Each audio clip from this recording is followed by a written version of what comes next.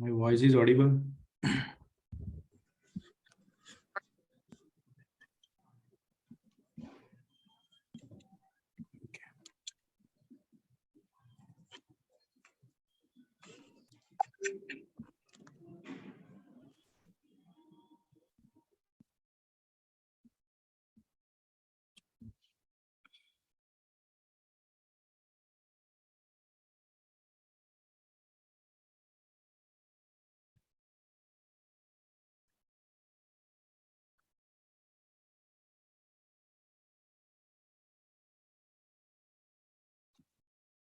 चलो, Dwarkesh is there, Dibang, Bharat, धन्या, पटेल, वीरन, कौस्तुभ, निराली, रुतवा, धनेश्वरी, देवांशी, दीपा, नमन, रिया, मयंक, देवांशी। ये सिंसियर है, इतने बच्चे हर बार होते हैं। विश्वास, प्रसम, शुभम, मोक्ष, टीशा,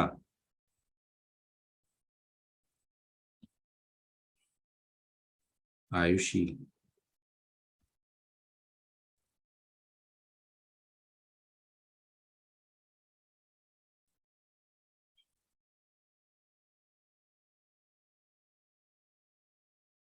मैत्री, प्रिशा, तुलसी, दिशा, भावसार,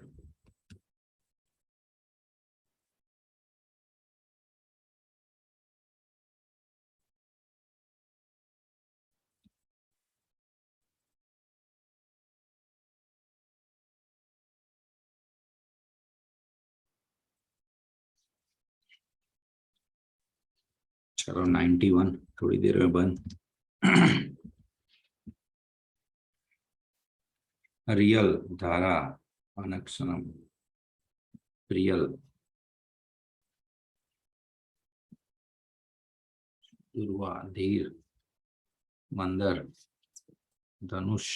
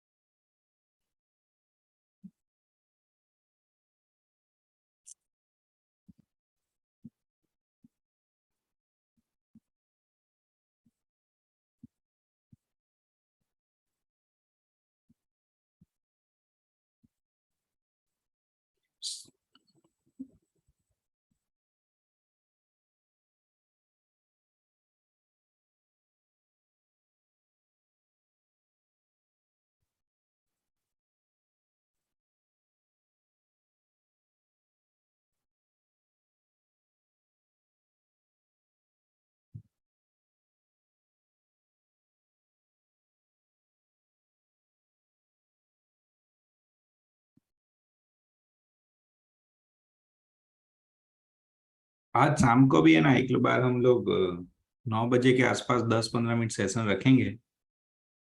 मैं देख लेता हूँ कि तुम लोगों को क्या प्रॉब्लम आ रहा है।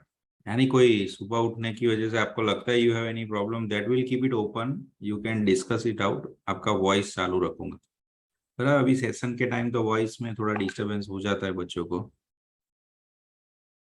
सो I keep it of.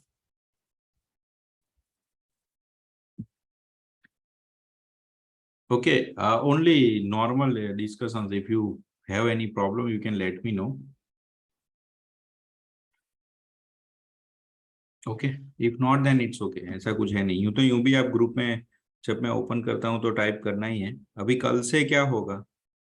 See now, I keep on saying that we have two type of kids. Okay, batch 1, batch 2. Some kids are in. Some kids are also in batch 2. Batch 2 students you are exception as of now for this week. Okay, जो batch late शुरू होती है ना, उनका course थोड़ा late खत्म होता है। बैच 1 पहले शुरू हो गई थी, तो it's okay if you can not manage in this week. Don't work under pressure कि भाई ये टारगेट दिया है। आप टारगेट कहाँ से दोगे? आप लोगों के 6-8 घंटे के सेशन है। बैच 1 वालों का टेस्ट टाइम टेबल में है, उसमें हम लोग शाम को मैं ना खाली आपको दूंगा कि भाई देखो आपका इस वीक का ये टेस्ट है, इस हिसाब से आप करो और अपडेट डालना ग्रुप में। Okay, so let us start, let's not waste more time. आज अपना टारगेट क्या है, मैं धीरे धीरे क्या करूंगा, आपको इंस्टीट्यूट के लेटेस्ट एग्जाम्स में और आरटीपी में जो क्वेश्चंस पूछे हैं वो कैसे पूछे हैं और उसके आंसर्स क्या हैं और आंसर लिखने का तरीका कैसा है।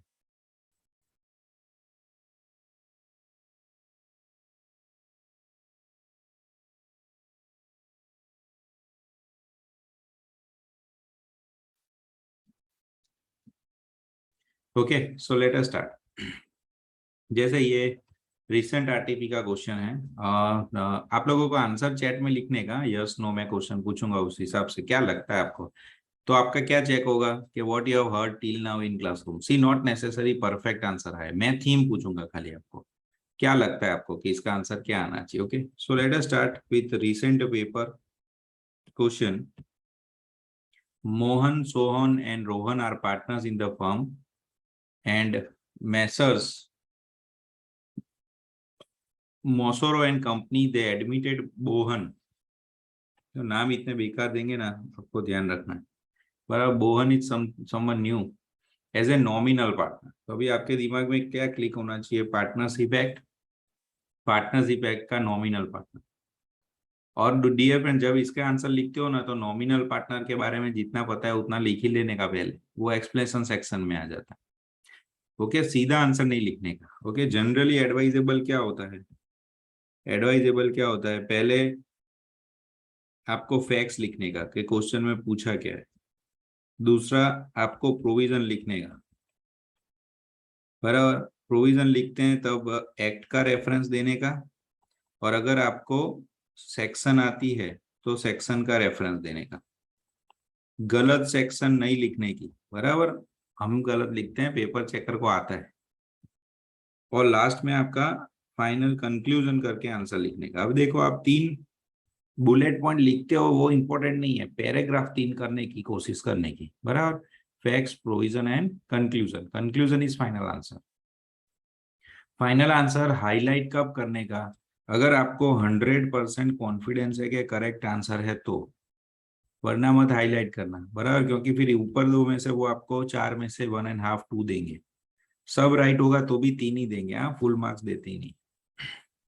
So now Bohn is a nominal partner and on an agreement between all the partners, Bohan has not entitled to share profit in a firm, वो profit नहीं लेने वाला है। After some time, a creditor Karan filed a suit on Bohan for recovery of his debt. Bohan denied the same, as he is just a nominal partner. He is not liable for the debt of the firm, and Karan should claim his dues from other partner. Taking into account of provision of Indian Partnership Act 1932, 2 specific questions, dear friends. सबसे पहले, whether Bohan is liable for the dues of Karan against firm, चलो answer type करो, yes or no। फेंकम फेंक करवानो, कोई चिंता नहीं, चिंता मत करो।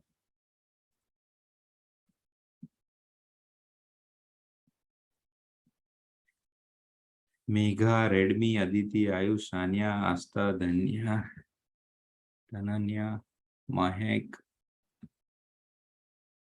मोक्ष। ओके, एवरीवन यस ही चल रहा है, डियर, वेरी गुड। यस, आपको पता है कि नॉमिनल पार्टनर जो होता है वो थर्ड पार्टी तो लायबल ही होता है, भले वो प्रॉफिट ना ले। Correct. Second question, in case Karan has filed a suit against firm, whether Bohan will be liable?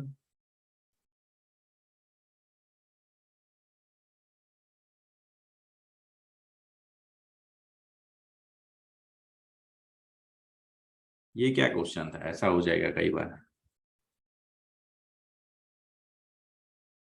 Firm पे जो केस होगा ना उसके लिए जनरली आप लायबल ही होते हो। बराबर,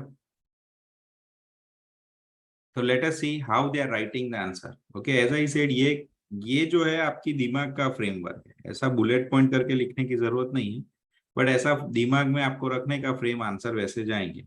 जैसे से for example, as I said, एक क्या होगा फैक्ट्स ऑफ द केस, एक क्या होगा प्रोविजन, और एक क्या होगा कंक्लूजन। दिखेगा नहीं, जो मैंने बोला वो उस फ्रेम में जाएगा। Okay, they will not write down like this provision for the act and etcetera etcetera. तो सबसे पहले उसने समझाया, provision, nominal partner is a partner only name, the person's name is used in the firm though is actually not, he is not entitled to share the profit but still he is liable for the all act of the firm as if he is a real partner. So nominal partner must give a public notice of resignation, and insanity is not ground for dissolving the firm. Now, in the instant case, Bohan is admitted as nominal partner. Creditor of firm Karan has claimed his dues from Bohan as his partner. Bohan has denied his claim. ये क्या लिखा DF ने? ये question को reframe किया है. This is reframing the question, जिसको हम बोलते हैं एक्टिव पैसिव करके आपको फिर से लिखने का फैक्ट्स. ये फैक्ट्स लिखे हैं उसने. ये उसने क्या लिखा है? फैक्ट्स लिखे. बराबर कि भाई ऐसा सिचुएशन है, वो लिखने का है. और फिर आपका फाइनल आंसर. फाइनल आंसर में क्या लिखा है? Bohan is nominal partner, is not entitled to share profit, but he is liable for all the act of the firm and is real partner, therefore he is liable to Karan like other partner. And in case Karan has filed suit against firm, again your answer would remain same, यानी yes. तो आपको इतना लिखने के 4 में से 3 mark मिलेंगे. 4 में से 4 किसी को नहीं देते, so don't expect that. Okay? चलो सेकेंड केस लेते हैं. क्या लगता है आपको? ABC, these are recent question papers. हाँ, नवंबर 22 का. अभी सर नवंबर 22 तो हमारा आया नहीं है. आरटीपी बराबर. ABC and company, sorry, ABC are partners in messrs ABC and company. The firm has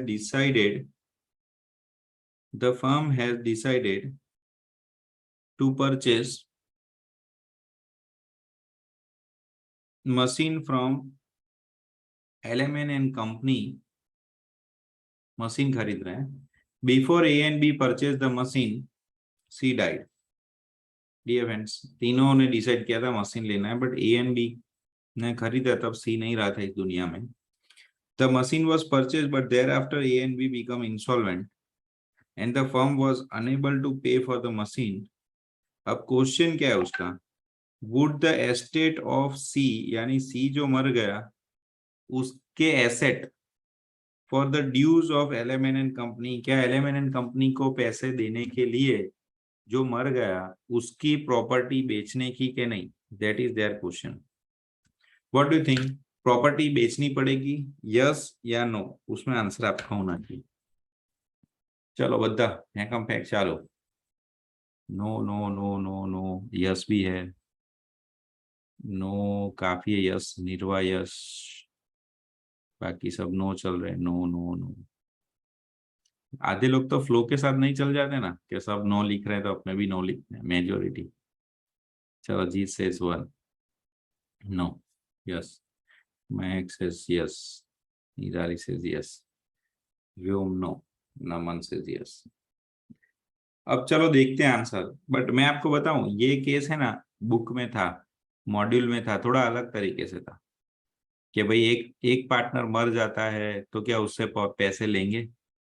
तो मैंने आपको एक वहां पे एक कॉन्सेप्ट समझाया था अकाउंट्स का, कि ऑर्डर जब किया ना तब वो पार्टनर जिंदा था, बट जब गुड्स आए ना तब वो पार्टनर मर गया.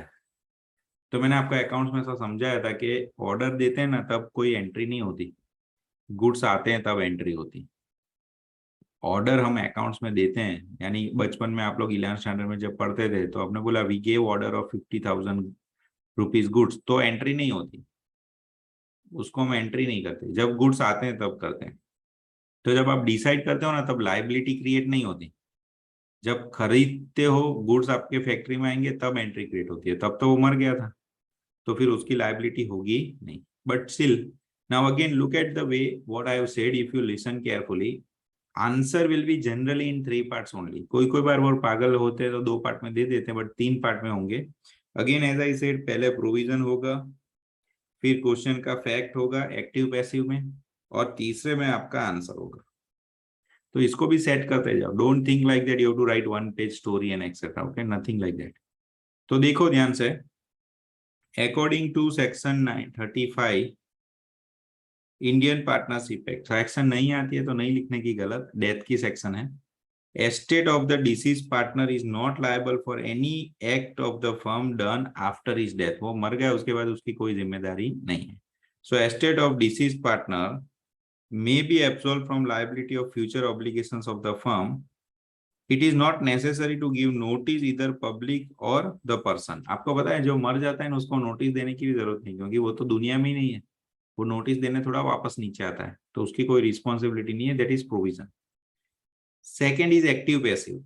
In the instant case ABC and company, ये सब वर्ड यूज करने के डियर फ्रेंड्स, अभी सुबह पढ़ रहे हो तो थोड़ा ध्यान रखो कि भाई as the given case, as the instant case, now this will create a good positive impact. Paper checker सोचेगा कि हाँ भाई इसका लैंग्वेज कमांड है, भले अपने को लिमिटेड वर्ड्स आते हैं, उससे थोड़ा पता चलेगा, बट ट्राई ऐसा करने का कि आप थोड़े टेक्निकल वर्ड यूज करो। In an instant case, ABC and company was having three partners. ABC, the firm was going to purchase machine. Before A and B purchased machine, C died. Machine was purchased, but after AB become insolvent and he was unable to pay. ये क्या हो गया? Question reframing. Okay? Pattern समझा रहा हूं मैं आपको, answer तो आपको आ ही गया है, बट एग्जाम में ऐसे लिखने का। कई बार है तो सर मैंने लिखा मुझे मार्क्स कम दिए, मेरा आंसर राइट था, आंसर नहीं, सब देखते हैं पेपर चेकिंग में। So on the above, on the basis of above provision, in fact problem would be the machine was purchased after the death of C. C के मरने के बाद आपने खरीदा था, hence the estate of C would not be liable for the duties of for the dues. Okay, he will not be liable for the dues of LMN and company. So no answer was correct. क्यों? मैंने क्या बोला, आप जब order करते हो ना dear friends, तो बुक्स में कोई एंट्री होती नहीं है, सच में भी नहीं होती। जब गुड्स रिसीव होंगे तो हम परचेज की एंट्री करते हैं। ऑर्डर करते वक्त जिंदा था, परचेज जब आए तब वो नहीं था, तो लायबिलिटी तो कब क्रिएट होगी? जब आप एंट्री बुक में पास करोगे। ऑर्डर में तो एंट्री बुक ही पास नहीं होती। I hope it is clear. चलो अभी लास्ट थर्ड वन, क्या लगता है? G, I and S were friends and they were decided to form a partnership firm and trade in particular type of chemicals. Okay, business related chemical में deal करना है। After 3 years of partnership, the law was passed which banned the trading of such chemicals. नया law आया कुछ कि नहीं अब आप इसमें डील कर सकते नहीं। तो as per the provision of Indian Partnership Act 1932, can GIS continue the partnership or will the partnership firm get dissolved? यानी आपका आंसर में 2 वर्ड आने चाहिए, कंटिन्यू या डिसॉल्व। आपको जो टाइप करना है उसमें कंटिन्यू और डिसॉल्व। डिसॉल्व, तीसा, निराली, मोक्ष, महक, धीर डिसॉल्व, कुश डिसॉल्व, सानिया डिसॉल्व। कंटिन्यू वाले कोई है कि सब डिसॉल्व वाले ही? डिसॉल्व का क्या रीजन देना है आपको, 1-2 वर्ड में? Ayushi can't continue, okay. Illegal, okay. पार says sir it is illegal now by law, correct. Viren says sir by law. Kaustubh, very good. Kaustubh says sir compulsory dissolution, very good. Compulsory dissolution, Aman, correct, very good very good.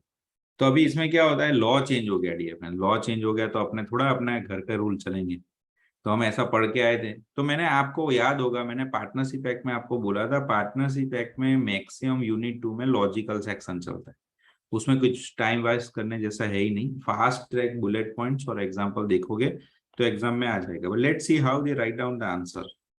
Again dear friends, 3 paragraph, तो आप समझो, consistency समझो। मुझे अभी आप लोग जो सुबह उठते हो ना उनको सिखाना यही है कि देखो मार्क्स स्कोर करने के लिए एक तो नॉलेज होना चाहिए, जो आप पढ़ोगे वो आएगा, दूसरा आपको सिस्टम पता होना चाहिए कि कैसे अच्छे मार्क्स लाने। ओके, इंस्टीट्यूट कैसा चाहती है, आप अपने एंड से पैराग्राफ में सब लिख के आओगे तो वो कम मार्क्स देगा।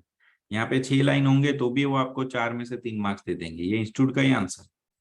सो कंपल्सरी डिसोल्यूशन, तो हमने जो इंपॉर्टेंट सेक्शंस की थी ना उसमें वो था सेक्शन 41 to 44 लिख सकते हैं, तो सेक्शन 41 लिखोगे तो चलेगा, 41 to -44 लिखोगे तो भी चलेगा।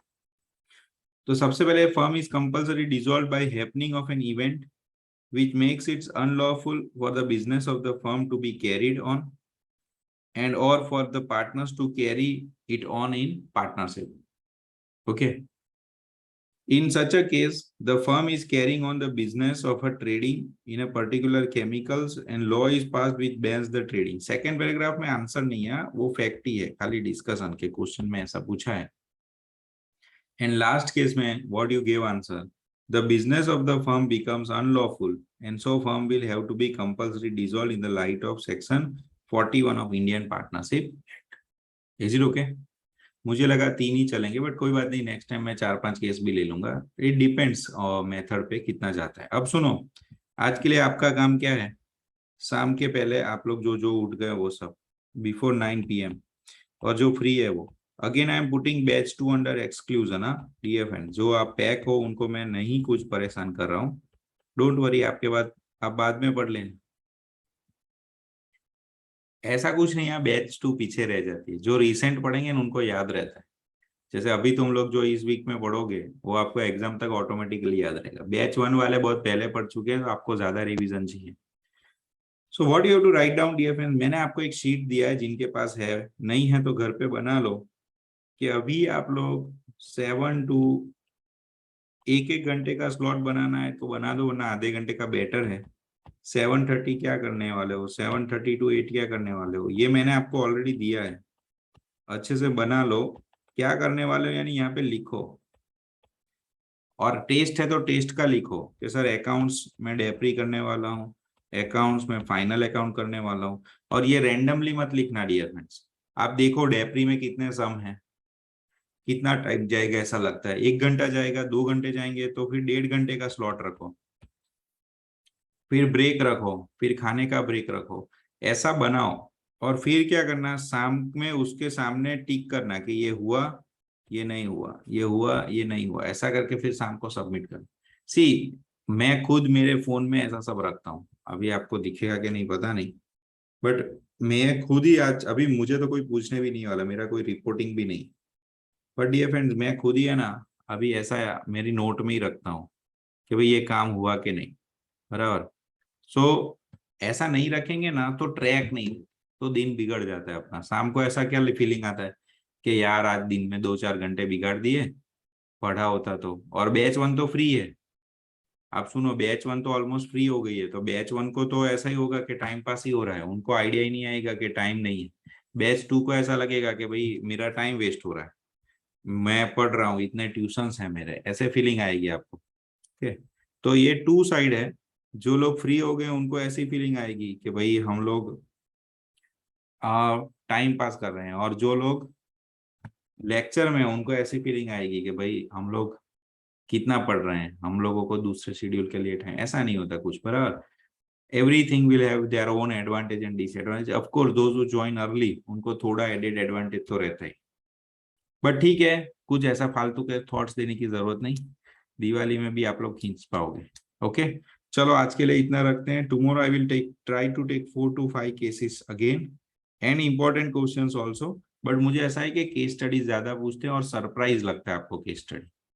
मैंने कई बार देखा है मैक्सिमम स्टूडेंट जो मुझे डाउट पूछने आते हैं वो कोई दिन क्लियर क्वेश्चन पूछने नहीं आते, हर बार उनका डाउट केस स्टडी में होता है, सर इसका आंसर ऐसा दिया, सर इसका आंसर ऐसा दिया।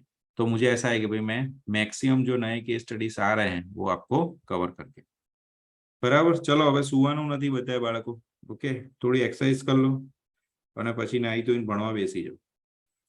ओके, जिनके दोपहर को सेशन नहीं है उनको मैं बोलता हूँ सोने का नहीं है, सोना है तो भी you make sure you sleep from 12 to 1 और evening 5 to 6 for timing, not needed, but सोना है तो 2 to 5 में नहीं सोने का, वरना एग्जाम टाइम आदत पड़ जाएगी।